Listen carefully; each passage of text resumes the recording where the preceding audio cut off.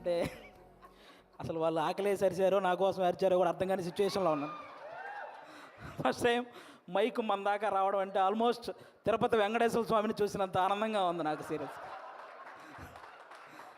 నేను జబర్దస్త్ స్టేజ్ మీదకి రావడానికి కూడా చాలా తక్కువ టైం పట్టింది, కానీ ఈరోజు ఈ స్టేజ్ మీదకి రావడానికి నిజంగా చాలా ఎక్కువ టైం పట్టింది. ఒక టైంలో ఇలా అందరూ మాట్లాడుకుంటూ పోతే ఆగస్టు 9th వచ్చేస్తుందేమో అని సందేహం కూడా వచ్చింది. చిన్న సందేహం కూడా వచ్చింది నాకు నిజంగా.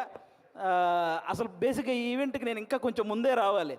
దారిలోనే ఈ ఈవెంట్ చూసుకుంటూ వస్తున్నా, ఈలోపు వాడెవడో సుమగారికి లవ్ యూ చెప్పాడు. మాదాపూర్ వెళ్ళాల్సిన వాడిని అటు మణికొండ వెళ్ళి తిరిగి మళ్ళీ రివర్స్ అయ్యి వచ్చారు. ఎందుకంటే రాజీవ్ కనకాల గారే ధైర్యం చేయరు సుమగారికి చెప్పడానికి, అలాంటిది అతను ధైర్యం చేశాడు. అది సీరియస్గా సాహసం అనే చెప్పాలి అది. ఓకే, ఈ సినిమా నువ్వా వద్దు చాలు, మళ్ళీ చెప్తావేంటి? ఓకే, ఈ సినిమాలో నేను చేయలేదు. ఈరోజు ఈ ఫంక్షన్కి రావడానికి ఒకే ఒక్క రీజన్, మా నాగబాబు గారి అమ్మాయి ప్రొడ్యూస్ చేసింది కాబట్టి ఈరోజు ఇక్కడికి రావడం జరిగింది అంతే. అంటే ఆయన తన తమ్ముడు కళ్యాణ్ గారి గురించి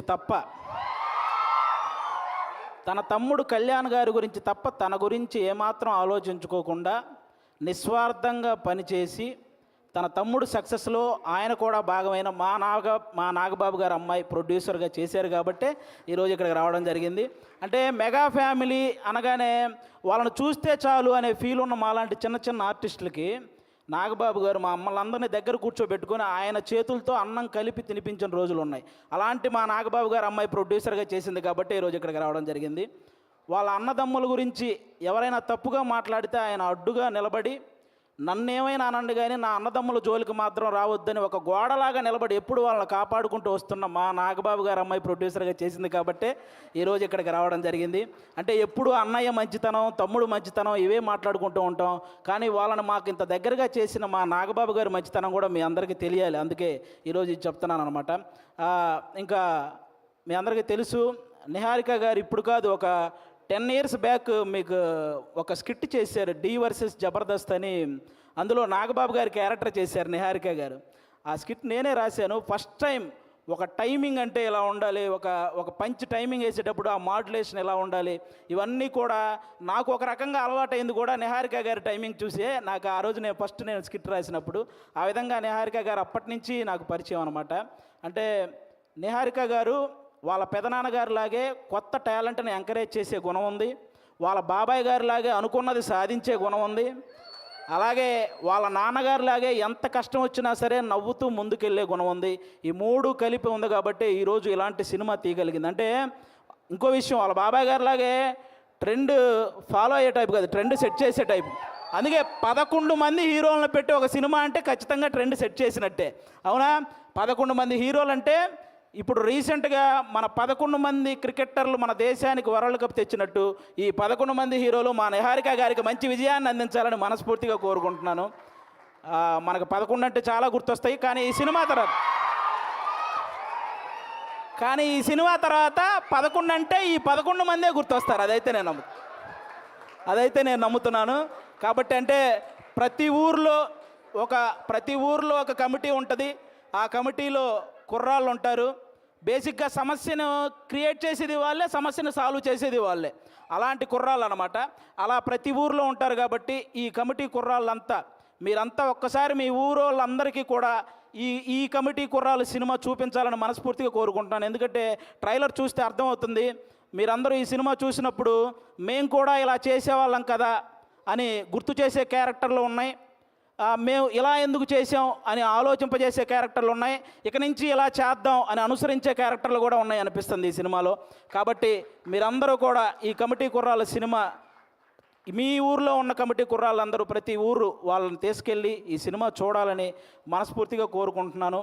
అలాగే ఈరోజు ఇక్కడికి ఈ సినిమాని ఆశీర్వదించడానికి వచ్చిన మన ముగ్గురు గెస్ట్ల హీరోలు, అంటే వాళ్ళు కథ నేను సెలెక్ట్ చేసుకోవటం కాదు, కథ నన్ను సెలెక్ట్ చేసుకోవాలి అని ఫీల్ అయ్యే 3 గెస్టులు ఇక్కడ ఉన్నారు మనకి. వాళ్ళ 3 వైవిధ్యమైన సినిమాలు చేస్తూ వస్తున్నారు. ఇక్కడ అడవిశేష్ గారు అయితే మామూలుగా ఎవరైనా సీట్లో కూర్చొని చూసే సినిమాలు చేస్తారు, ఈయన సీట్ ఎడ్జ్లో కూర్చొని చూసే సినిమాలు చేస్తుంటాడు. అంటే మొత్తం అన్ని ట్విస్టులు ఉంటాయి ఆయన ఏ సినిమా చేసినా.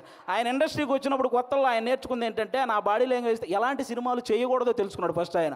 ఆ తర్వాత ఆయన చేసిన సినిమాలన్నీ ఎలాంటి ట్రెండ్ సృష్టించాయో మీ అందరికీ తెలుసు. అక్షానం కానీ, గూఢాచారి, ఎవరు, మేజర్, ఇలా చెప్పుకుంటూ పోతే అన్ని అంటే ఆయన సినిమాలకు ఒక సపరేట్ ఫ్యాన్ బేస్ ఉంది. ఇంకా మా సాయి ధర్మ తేజ్ గారు మామూలుగా ఎవరైనా పేరులో ఇంటి పేరు పెట్టుకుంటారు, కొంతమంది క్యాస్ట్ పేరు పెట్టుకుంటారు, కొంతమంది నాన్నగారి పేరు పెట్టుకుంటారు. కానీ ఫస్ట్ టైం పేరులో అమ్మగారి పేరు పెట్టుకొని ప్రతి ఒక్కరూ వాళ్ళ అమ్మని అంతలా గౌరవించాలి అని మనందరికీ ఒక సంకేతాన్ని ఇచ్చినటువంటి హీరో మన సాయి ధర్మ తేజ్ గారు. అంతేకాదు రీసెంట్గా ఒక ఓల్డ్ ఆర్టిస్ట్ మన పావలా శ్యామల గారు ఇబ్బందుల్లో ఉంటే ఆవిడకి 5 లక్షల సహాయం చేశారు మన సాయి ధర్మ తేజ్ గారు. అంటే సంపాదించే శక్తి దేవుడు అందరికీ ఇస్తాడు, కానీ సహాయం చేసే మనసు కొంతమందికే ఇస్తాడు. అందులో మన సాయి ధర్మ తేజ్ గారు కూడా ఉండడం నిజంగా మనందరి అదృష్టం. అంతేకాకుండా రీసెంట్గానే అంటే తండ్రికి కూతురికి కూడా తప్పుడు సంకేతాలు చూపిస్తూ చేసిన ఒక వీడియో మీద మొట్టమొదట స్పందించిన హీరో మన సాయి ధర్మ తేజ్.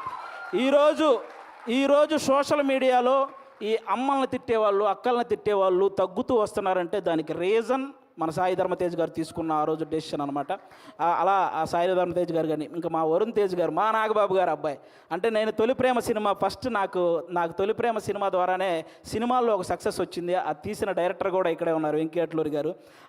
అంటే ఆయన కూడా మెగా ఫ్యామిలీ నుంచి వచ్చిన ఒక హీరో అన్న గర్వం ఎక్కడా ఉండదు మా వరుణ్ తేజ్ గారికి.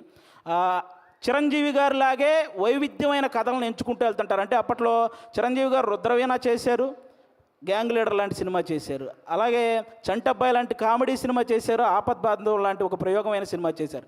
అలాగే మా వరుణ్ తేజ్ గారు కూడా తొలి ప్రేమ లాంటి లవర్ బాయ్ క్యారెక్టర్ చేశారు, ఫిదా లాంటి పక్కింటబ్బాయి లాంటి క్యారెక్టర్ చేశారు, అంతరిక్షం లాంటి ప్రయోగం చేశారు, గద్దలకొండ గణేష్ లాంటి మాసు చేశారు, F2 లాంటి ఫన్. అంటే ఒక డైరెక్టర్కి ఛాలెంజ్, నేను ఏదైనా చేయగలను, మీరు ఎలాంటి సబ్జెక్ట్తో వచ్చినా చేయగలను అనే హీరోగా మా వరుణ్ తేజ్ గారు తయారవుతున్నారు. కాబట్టి ఇలాంటి గెస్టులు ఈరోజు మన దగ్గరికి రావడం నిజంగా మీ సినిమాకి, అలాగే ముఖ్యంగా ఇక్కడ ఈరోజు ఎవరైతే కుర్రాళ్ళు ఉన్నారో మొత్తం, నేను బేసిక్గా ఇక్కడ ఎవరో కొత్త కుర్రాళ్ళు అన్నారు, కానీ వాళ్ళు స్టేజ్ మీద మాట్లాడింది, ట్రైలర్లో చేసింది చూస్తే ఈ ముందున్న వాళ్ళందరూ కొత్త కుర్రాళ్ళు అనిపించింది నాకు. అలా మాట్లాడుతున్నారనమాట. కానీ అస్సలు సినిమా ఎక్స్పీరియన్స్ లేని ఈ టాలెంటెడ్ కుర్రాళ్ళకి సినిమా మాత్రమే ఎక్స్పీరియన్స్ ఉన్న సాయి కుమార్ గారితో కలిసి చేయటం మీ అందరూ అదృష్టం నిజంగా. కాబట్టి మీ అందరికీ once again all the best. August 9 తర్వాత ఖచ్చితంగా ఈ సినిమాకి సక్సెస్ మీట్ ఉంటుందని నేను మనస్ఫూర్తిగా కోరుకుంటున్నాను. వన్స్ అగైన్ నిహారిక గారికి కూడా ఆల్ ద బెస్ట్ అండి. థ్యాంక్ యూ ఆది గారు. నెక్స్ట్ మీటింగ్కి మైక్ పట్టుకెళ్తున్నారా? అండ్ కొంతమంది మాట్లాడితే ఆపితే బాగుంటుంది అనిపిస్తుంది, కానీ ఈయన మాట్లాడితే మాత్రం చెవులు నిక్కబొడుచుకొని మరీ వింటూ ఉంటాము. సో ఆది గారు, thank you so much. Time 10:30 అవుతున్నా సరే you just lifted our spirits. Thank you very much. నేను ఇందాకటి నుంచి టైం 9:30 అయ్యింది అని నేను నా ప్రోగ్రామ్ షీట్లో చూసుకుంటూ ఉన్నాను ఆన్ ద ఫోన్, మర్చిపోయి